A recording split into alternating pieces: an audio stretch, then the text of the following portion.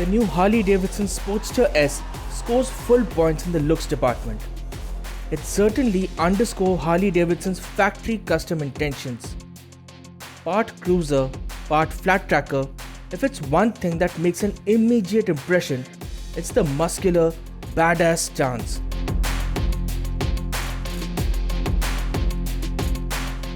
The fat front tire, upside down front forks, and towards the side, the flat tracker style twin exhaust certainly give the Sportster S an attractive, convincing option and definitely makes a statement.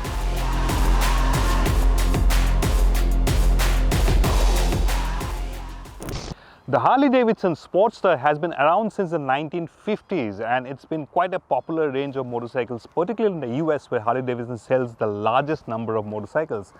The new Sportster S, however, is a complete departure from the Sportsters as we know them.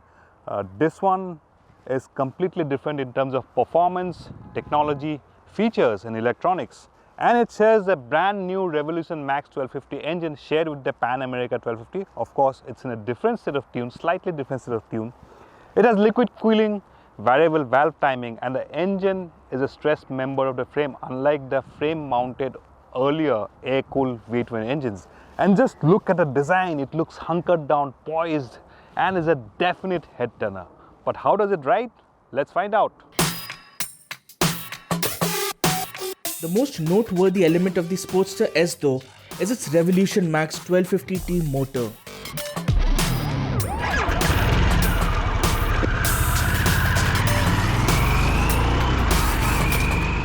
And from the get-go, it's undoubtedly the quickest Harley-Davidson Sportsters that I've ridden. The grunt of the engine comes in low, so there's plenty of punch at all revs. The riding position though takes some time getting used to, and it's one thing to have feet forward typical position, but with a bike with this kind of performance, we would have preferred slightly more conventionally positioned pegs, but you can have them as optional extras. If it's performance you're seeking, then the Sportster S has dollops of it, but the fat front tire also hampers its dynamics and takes getting used to, and the somewhat limited suspension travel will make every road undulation felt. The first thing that impresses you is the refinement of the engine and the performance from the Revolution Max 1250 unit. Now this one will hit 100 kilometers per hour in no time, and it will get to 150 also. Illegal speeds, very quick on its feet, and it will hit 120, 130 in no time at all. Braking also is quite good. It's got Brembo calipers, it's got a single 320mm disc up front. A second disc could have been better because you will need to brake hard in case you see a speed breaker up front because of the lack of ground clearance. And now for Harley fanboys, it doesn't have that typical potato sound. But then, if you're the kind who likes revving your engines at the stoplights, which I don't approve of, then it's got a rev limiter at about 3,500 RPM. So you can't really rev that engine at stoplights. But overall, super refined engine, very quick, strong surge of torque.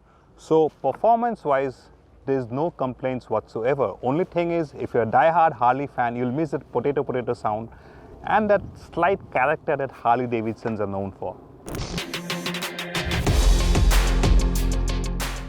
The Sportster S makes for an engaging, entertaining companion if you're into such kind of muscular, cruiser flat tracker factory custom bikes.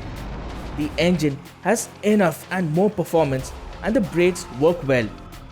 But if you want to ride for longer, the somewhat stiff ride quality makes its presence felt, and the unusual feet forward riding position isn't exactly comfortable for longer periods. So without a doubt, the Sportster S makes a solid statement as a modern day Harley. It's got superb performance, it's got electronics, it's got inertial measurement unit with lean sensitive traction control, cornering ABS, and it's got 5 riding modes, rain, road, sport, and 2 custom modes where you can personalize engine maps, ABS levels, traction control levels, and it's even got wheelie control. On top of that, it gets adjustable suspension from Showa, but the lack of suspension travel will make it feel a little uncomfortable if you go over a broken patch.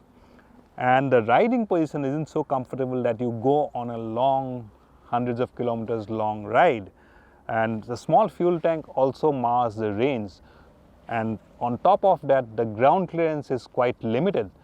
But overall, it makes a solid case as the future of Harley-Davidson. Great performance, all the electronics that you require in a modern day motorcycle. But those negatives cannot be ignored because ride quality, ergonomics, and the lack of ground clearance, especially in our road conditions, are a dampener really. The Harley-Davidson Sportster S certainly has a lot going for it. Great looks, a punchy engine, and all the latest electronics and chassis components that you may seek in a thoroughly modern motorcycle. If you intend to ride around town for short bursts, then you can certainly look at the Sportster S. Stiff ride quality, ergonomics, and limited range does have their drawbacks. But if it's a quintessential Harley you want, do give it at least a test ride. It may be the bike for you.